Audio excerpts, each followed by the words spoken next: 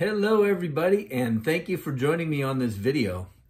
A lot of cooking and getting better at it comes down to experimenting, and sometimes things don't always go as you expect or come out right.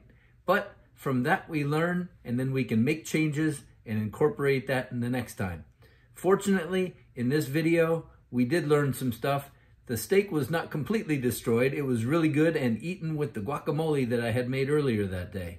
But as you'll see, I learned some things I'll do differently next time, so enjoy the video.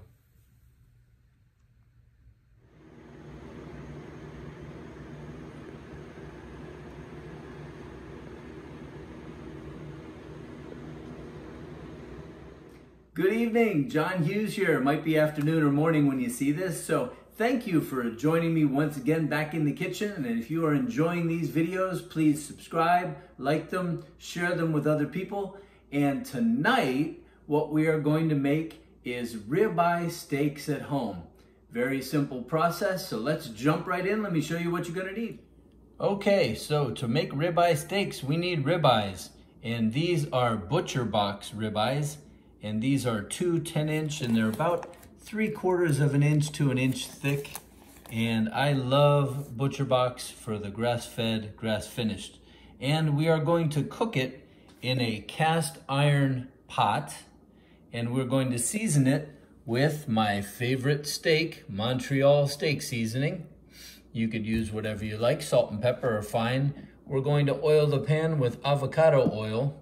So we'll need a tablespoon. We will need scissors perhaps to open our meat. We will need a fork to flip it. And we're going to put butter on it once we have flipped it. So we'll see you in the cooking process. So the first thing I'm going to do is take the meat out of the package and sprinkle my Montreal steak seasoning, steak seasoning all over both sides. And I'll do this sometime before I'm cooking them. And by the way, I've had these out so they are room temperature. You don't want to cook a frozen steak, that won't work. And so I do that, and I put 2 tablespoons of the avocado oil in the pan. And when I'm ready to cook, then I will heat that up on high until it's ready to go. Okay, now we are back and it's time to cook. So we have our 2 tablespoons of avocado oil that are heating up in the bottom, and I am going to simply take the meat and transfer it, and I'm going to put it on the timer for 5 minutes on a side and leave it there just like that. And I'm going to put on the overhead fan because it is going to smoke up the house. See you in 5 minutes. Okay, the buzzer is going off right now. And so we are going to turn off the buzzer. We are going to use our fork to flip the steak, and it is nice and crusty.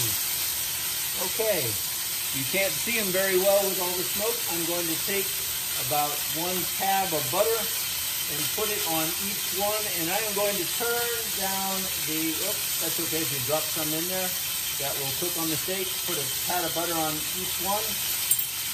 And I'm going to turn this down to about medium-high heat because it's more than hot enough.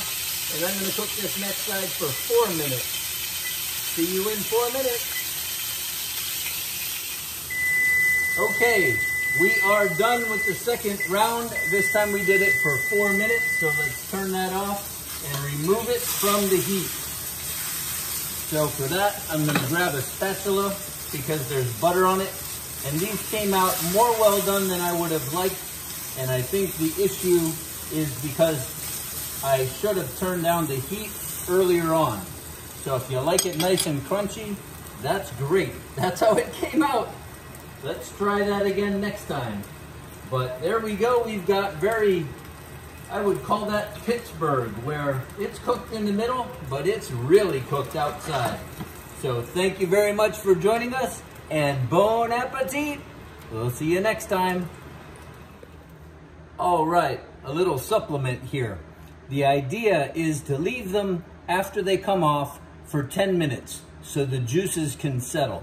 And I flipped them back over. This was the second side, not quite as burned. So the advice would be going forward to turn it down to about a medium heat. Once the oil is all the way hot so they sizzle when they hit the pan, then turn it down to medium, because it came out just fine, because a little bit of crunchy is great, but a whole lot of char is not what we're looking for, unless that's really what you like. So there you go. That is one attempt at ribeye. We'll return to have a second chapter at this. So thank you very much for joining me in the kitchen. Have a great night.